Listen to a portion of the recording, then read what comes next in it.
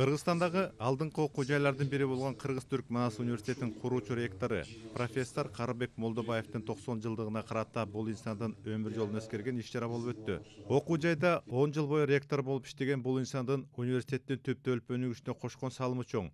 Курулуш иштеринен тышкары Егемен Кыргызстан Совет ордунан чыгып, эми билим берүүнүн кайсы багыт моделин тандашы керек деген маселе турганда, туура чечим кабыл алып дүйнөнүн өнүккөн тарабын көздөгөн.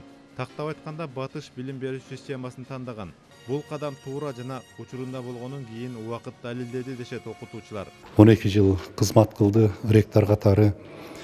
12 жылда ачык талаада бир бүгүн кыргызстандыктар тааныган Кыргыз-Түрк Манас университети болуп чыкты. Азыр университетибиз ошол кишинин да салымы чоң, дүйнөнүн 1000 университет мыкты университеттердин катарына кирип 801 орунду ээлеп, Кыргызстан тарыхында ушундай ийгиликке жеткен биринчи университет болуп